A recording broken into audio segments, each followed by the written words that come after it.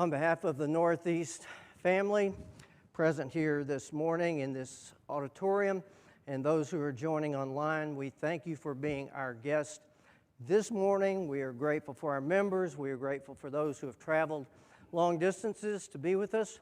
As Rob mentioned during the greeting this morning, things are different, but just because things are different doesn't mean that we can't learn to be greater thanks givers. And I noted last week as we explored this topic about becoming better thanks givers is that there's a difference between being grateful and being thankful and then being a thanksgiver. And that's what Thanksgiving is all about. So I'm going to start by asking you this. How many of you don't have to raise your hand, but I encouraged you last week, those who are here and those who are viewing online, I encouraged you to take every day to take a journal, something that you can write on, and write 3 things that you are thankful for. And I did that for the purpose of trying to get you and myself and others more in the gratitude mindset, because as I noted last week, studies have shown that people who are actively engaged in gratitude, not just in being grateful, but in showing gratitude, they are happier people. They have a more positive outlook about the future. They feel better about how things are going in their lives. And so being grateful is a God thing. So I don't know what you came up with or have come up with on your lists. I put one thing on my list that I am grateful for just a couple of days ago, 20,000 times a day. 20,000 reasons to be thankful. Can you think of what that might be? Breathing, taking a breath. Think about it. It's something we really don't think about. Most of us, most of the time, we just do it automatically.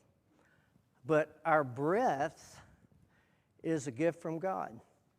I think back to the creation account in the book of Genesis in the 2nd chapter, and there it says that God formed man from the dust of the ground and then breathed into his nostrils the breath of life.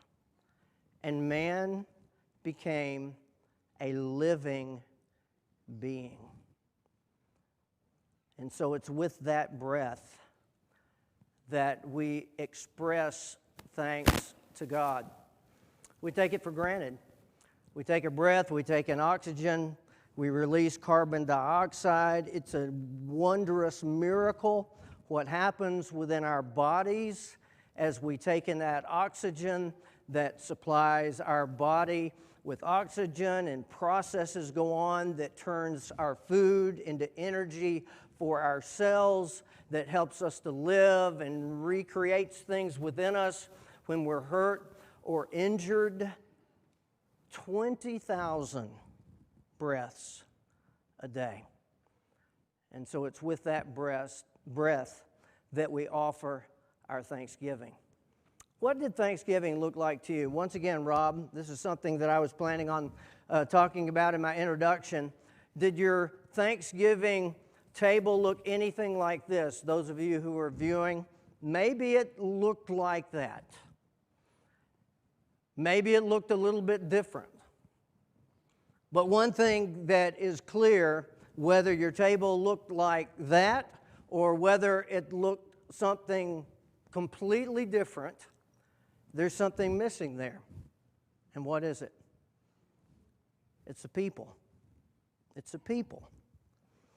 And so I want to encourage you to remember that Thanksgiving isn't just about me. As I mentioned last week, it's not just about ourselves. Thanksgiving is about not only giving thanks to God, but it's giving thanks to the people who mean so much in our lives. And that's what really, when you think about it, from my earliest memories of Thanksgiving, it's not just about the food, even though the food's important. I'm reminded that I've never, ever, and there were some times growing up that we had some difficult times. We Went through a few years that were pretty lean growing up. But I never had to worry about where I was going to get my next meal. I always had enough. But I know more than anything else, it wasn't about the food. It was about the people. And so as I look at what the psalmist says in Psalm 71, as he speaks of God who has worked in his life, he not only talks about what God is doing in his life, he talks about how it relates to others. To this day, I declare your marvelous deeds, and I declare your power to the next generation. Thanksgiving and praise is about thanksgiving and praise to God, but it's about thanksgiving together. It's about what we experience within our families. It's about what the children of God under the Old Covenant, the children of Israel, as they celebrated those feasts, it was about God first and foremost, but it was always including in that feast or that celebration, it was about what they experienced together. So, when they had the Passover feast, they told stories. They passed down how God had worked in their nation's history, and they talked amongst themselves within family how God was working right now, and with confidence what God is going to do in the future. And that's one reason I've always looked forward to this Sunday, because we have heard through the years from scores of individuals who have shared their stories and have declared the wonders of God, not just to God himself, but within the family, within the community. So we're going to celebrate something in just a few minutes when we celebrate the death and burial and resurrection of Jesus Christ. Very much, in some ways, very much an individual thing, but it's what we share together. So this morning, we are privileged to have Rob Collette share some thoughts with us about how God has worked in his life in a difficult situation, and he's going to declare to us how God has done that. And then following that video, we're going to get to hear from Brian Wyatt, one of our deacons. We are grateful for Brian and his family, for Christy and the kids, and he's going to share his own perspective of gratitude as well as we declare praise together.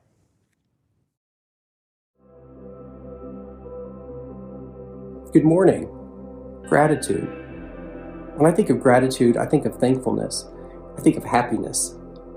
I think of humble appreciation. I think of joy. I think of that blessing that you didn't anticipate, but yet you want to share with everyone you love. This morning, I want to share a short story of deliverance from an impossible situation, or seemingly impossible situation. I spent the majority of my career working in retail management, and at the time I was working for a company that I'd been with for just about 10 years. And have you ever been in a situation before where things are just getting tense, stressful, ugly, and you kind of really see that it's just spiraling? It's going south, and you're not really sure how it's going to turn out. I mean, it's one of those situations that regardless of how resourceful you are or how good you are at being able to navigate challenging situations, that it doesn't seem like it's something that's going to improve. And that's pretty much where I was. Because I've been in this career for quite some time, I mean, I looked kind of half-heartedly at doing something different, but really never really committed into that because I was very dedicated in the position I was in. Well, I found myself on January 20th of 2017 in the position of not having a job. My company had decided to restructure and decided to go in a different direction, and that direction didn't include me, which I have to say was truly a relief. I'm not going to say I was excited about it.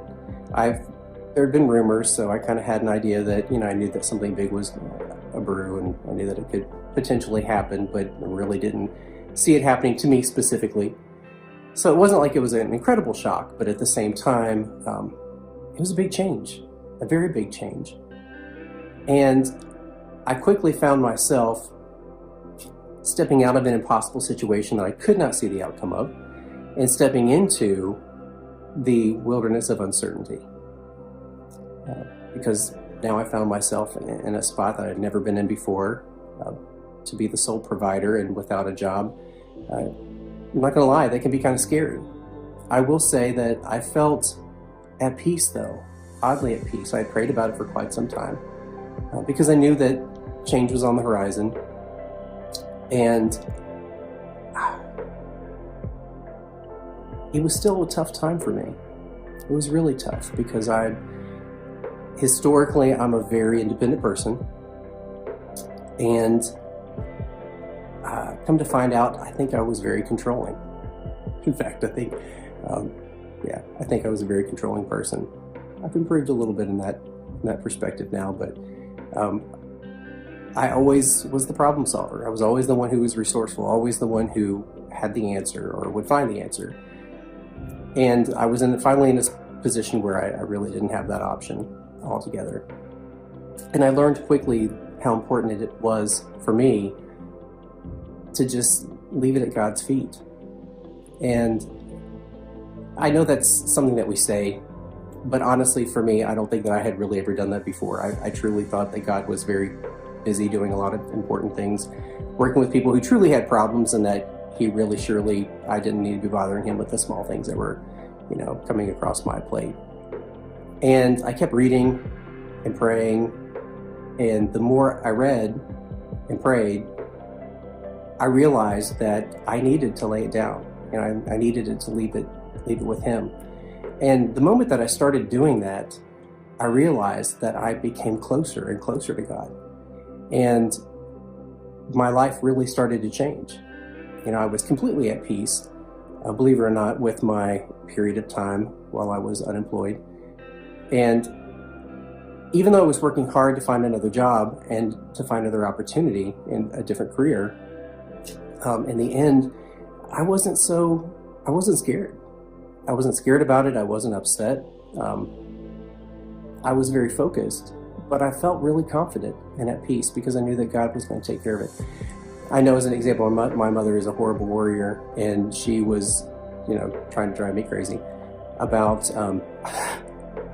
really being concerned about the job piece, which, I was concerned, but I knew that it was going to be fine. And I kept telling her, God's got this. You need to just continue to pray about it. It's going to be fine. I knew that he had something important for me.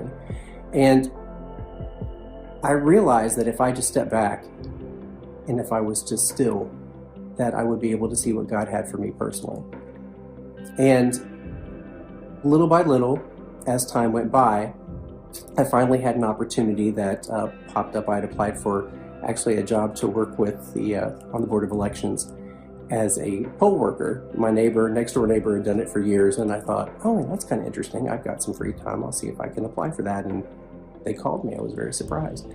And on top of calling me, they actually reached out to me to manage the polling facility, which I was kind of surprised by, to have my own polling location. Because I thought, well, I don't know anything about the electoral process. I know how to vote, but beyond that, I wasn't very familiar. I could lead people, sure, but anyway, it was something that I learned, and it was so exciting. I had an opportunity to meet so many diverse people, and it was a really cool experience, a pretty neat experience. And I left there, and I had applied for a job with UPS to work as a UPS driver. I did that seasonally, and got that call shortly after the electoral process was over, and that was also a really unique experience. I learned quickly that it's not nice to order all of the heaviest items that you possibly can and have them shipped to your house because you don't want to carry them home from the store, because somebody has to carry all that, and that somebody was me. I will tell you also, your UPS drivers, all of your delivery drivers, they work really hard, and there's a reason why they're in much better shape than the majority of us are, because they are always on the move. But again, another environment where I had a chance to meet some really neat people, and it just really opened my eyes to a broader section of the world than I really even realized. since I had been in my own world for quite so long. Then finally, I had an opportunity to work with JBS, one of the top food producers in the world. And that's what I'm doing now, in buying meat for JBS. And I learned through all of these experiences that, God had a purpose for me. And all these experiences, even though I had to wait 10 months to find the right job and to find myself in the right place where I could truly make a difference, it was all worth that wait. And there was a purpose behind all of those experiences with the individuals I interacted with over time, and how they impacted my life, and hopefully I impacted their lives a bit too. I realized that there was a call that God has for me and for you and for us as a body, all together. All that we just need to do is listen.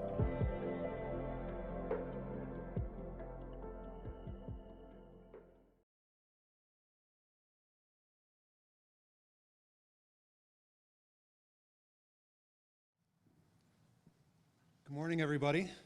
It's always interesting to be second at bat when the speaker before you did a very good job. So, anyway. It's my first time up here to talk at this time to talk about being thankful for things. It's the first time I've had the honor of doing that. And I have an unusual thing to be thankful for. I am thankful for hiccups. I'll let that sink in for a second. Specifically, I am thankful for the anxiety that drove them. That's going to sound very strange. And some of you who've known me for a long time may know about this. But I'm going to take you back to about 2005. In 2005, I had been out of college, out of UC for about 2 years. I had unfortunately lost, at that point, had lost both of my grandmothers, and would lose my grandfather.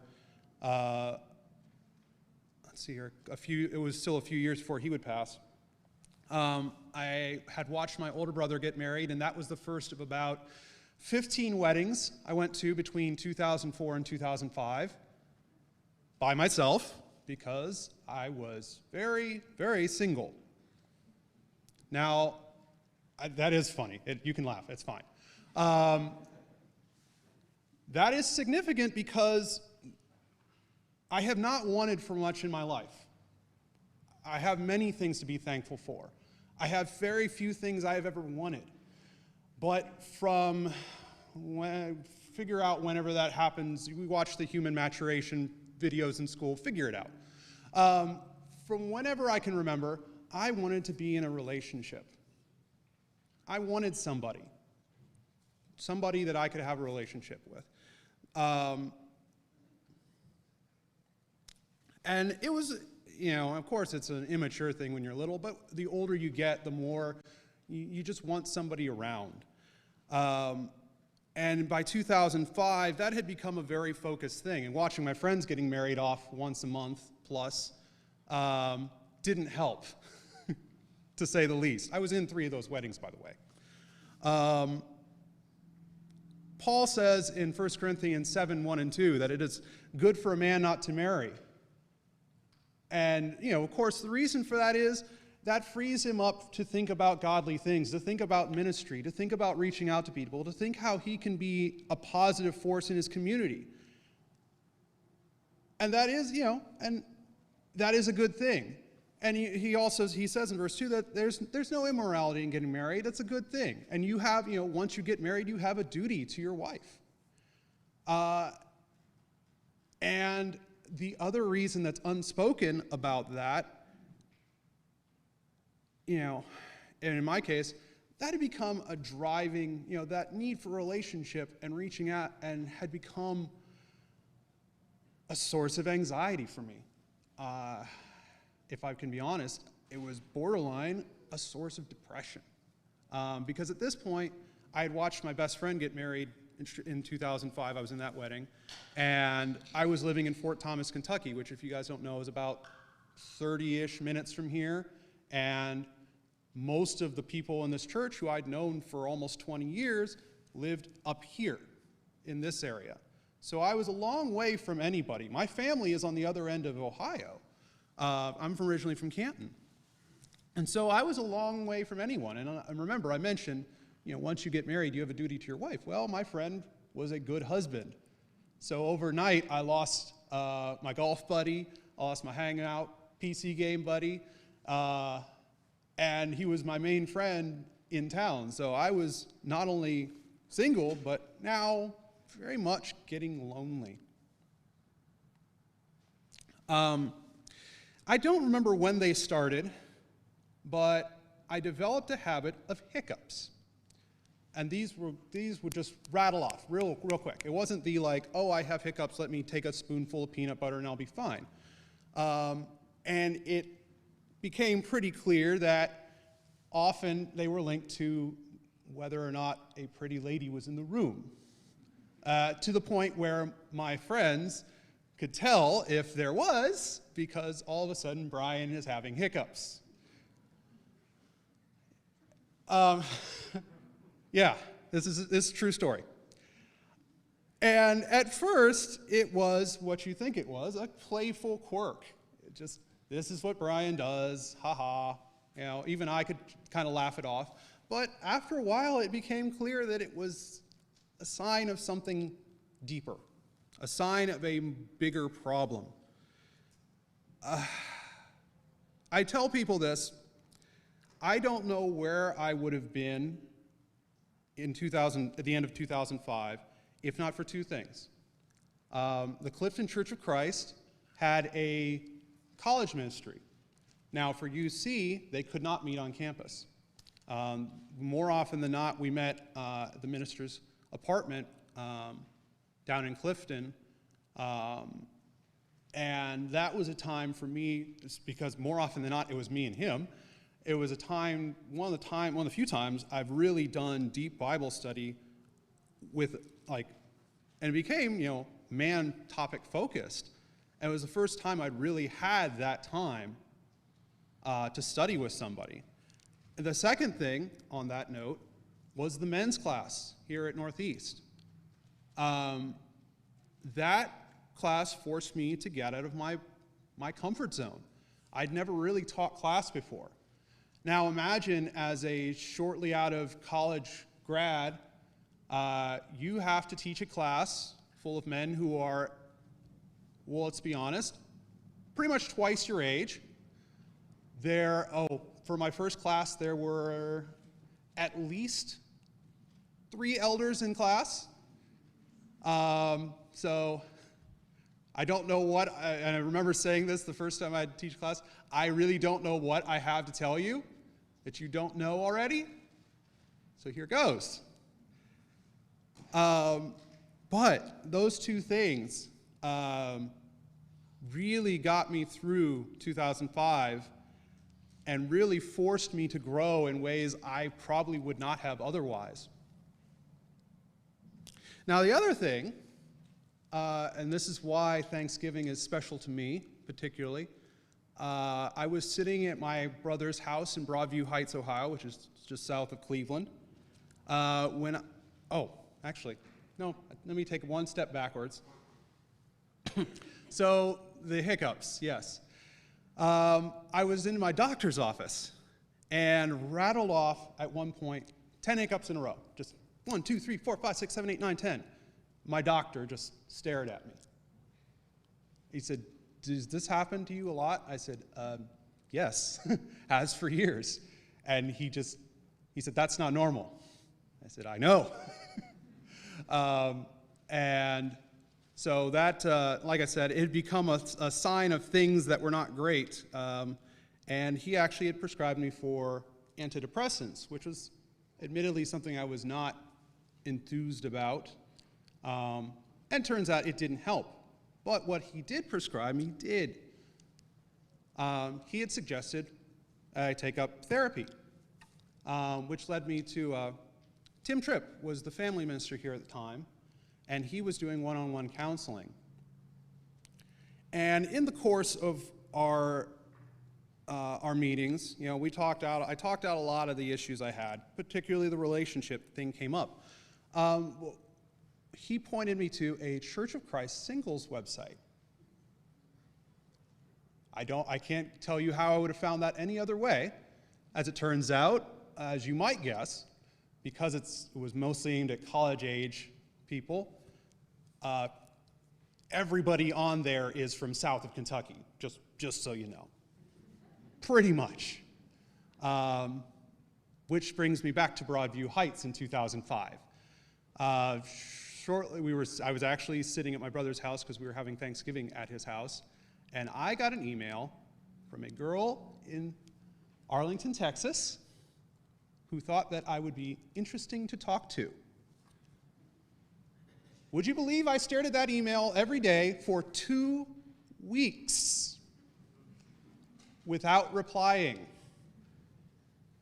Yes, 2 weeks. I could not think of something to say. Interesting to talk to, maybe not. Thankfully, when I replied, she remembered who I was. She had not completely lost track of me. And I'm going to make a very long story very short and fast forward to November 23rd of 2006. I had convinced that girl from Arlington, Texas, to come to Cincinnati because for the first time, I was having to stay in Cincinnati for Thanksgiving because I was on call for work. And she was not feeling very good. She'd gotten sick while we were here. We were staying at my apartment in Fort Thomas.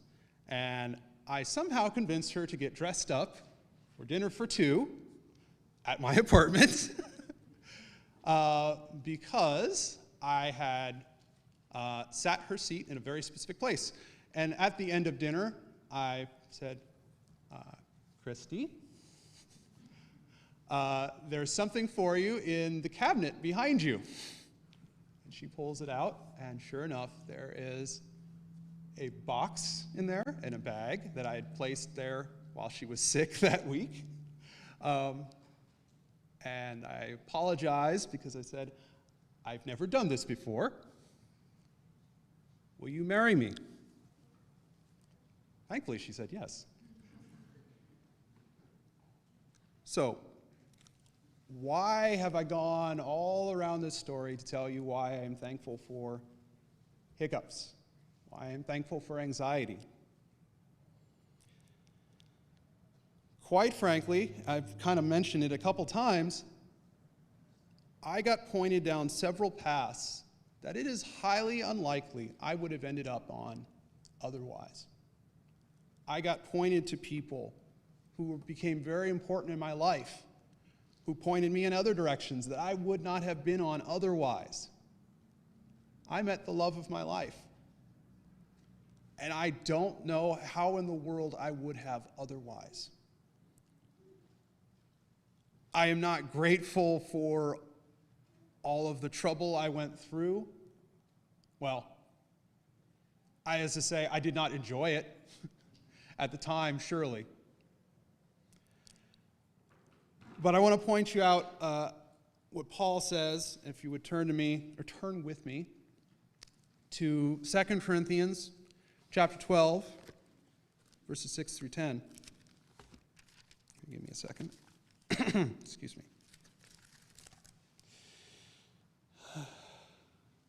Even if I should choose to boast, I would not be a fool, because I would be speaking in the truth. But I refrain, so that no one will think more of me than is warranted by what I do or say. To keep me from being conceited because of these surpassingly great revelations, there was given me a thorn in my flesh, a messenger of Satan to torment me. 3 times I pleaded with the Lord to take it from me, but he said to me, my grace is sufficient for you, for my power is made perfect in weakness. Therefore I will boast all the more gladly about my weakness, so that Christ's power may rest on me.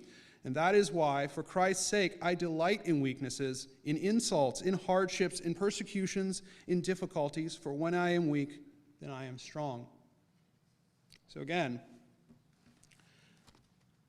I dragged you here, metaphorically speaking, to explain to you that I have many things I am thankful for. I have many blessings that I already had, abilities, gifts that I had, but I can't brag about those. That's not why I'm here. I'm here to tell you that God put people in my life through these hard times, through all this anxiety, so I could stand here in front of you today and tell you how great He is. That's it. And what I want you to walk away from with all this, what I want you to take home, is that we are going through a time of great anxiety. We have no idea what tomorrow's going to be, next week's going to be, next year's going to be. But I hope, I pray, that there are people in your life that are helping you through this, that you are reaching out to, or they're reaching out to you. And I pray that, if not, you are the person who is in someone else's life to help them through this time. So that we can all tell somebody, maybe not up here, but we can all tell somebody how great God has been for us. Thank you.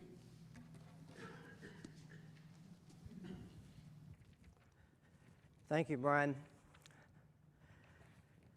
Thanksgiving together is about praising God together, but it's also about us sharing in those burdens and those struggles and those victories together. In the same psalm, Psalm 71, it says in verse 20, "Though you've made me see troubles, many and bitter, you will restore my life again. From the depths of the earth, you will again bring me up. Though I've seen trouble, many, and sometimes bitter,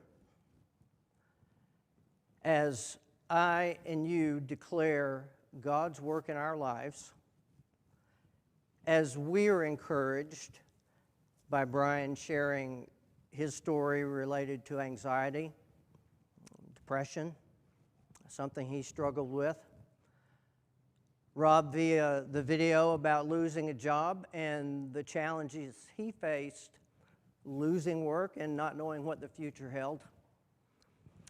Isn't it nice to know, as a family, Thanksgiving and giving thanks together, that God will restore us and He will bring us up?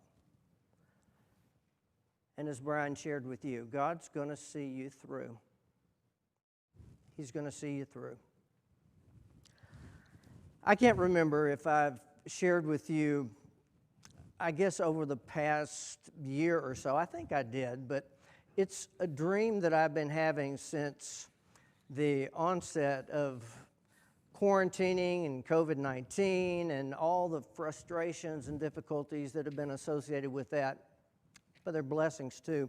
I have a recurring dream, and it comes in different forms, but basically the gist of the dream is I want to get somewhere. I want to go home, or I need to get to church or somebody's house and I'm lost, or I say, oh, I need to, and then I wind up somewhere else, and it's frustrating. Have you ever had a dream like that? The old version of that was when I was a student and I dreamed that I'd signed up for a class and I hadn't gone to it all quarter, and I've got to go to that class, and I have a test tomorrow. Why haven't I been going? It's that dream. It's about wanting something, but you just can't get there. Whatever that there is for you, it's nice to know, whatever that burden, whatever that care, the words of Jesus our Lord when He says, Come to me, every one of you who are burdened and weary, and I'll give you rest. Take my yoke upon yourself. Trust me, follow me, give your life to me, Jesus says, and I'm going to give you rest. I'm going to make a way. Now and forever. So that journey may take some twists and turns, but the fact is, we can still be grateful. We can still persevere. And as we give gratitude to God, we give thanks to others who work in our lives, and we just keep moving on. So, keep trusting the Lord. Don't give up. If you're viewing online and you're facing some really hard things in your life right now, and you don't know what way to turn, know that while you may have trouble, God is going to lift you up, and He's going to see you through, and Jesus is going to give you rest. That may mean that you need to give your life to God. I know we're practicing social distancing, but I assure you, if you want to commit your life to Jesus, be baptized into Him, we will take care of it anytime you want to. If you want to explore things more deeply, let us know. We want to be here for you. Let's all be thanks givers. As we say thank you in this warmth and in this sunshine for joining us today, don't forget that Jesus is a light. He is the sun in our lives. And as you live this week, let your light shine. If you have any special needs, don't hesitate to contact us. Be Christ, be His hands and His feet as a part of His body this week as you give glory to Him. Thank you for joining us.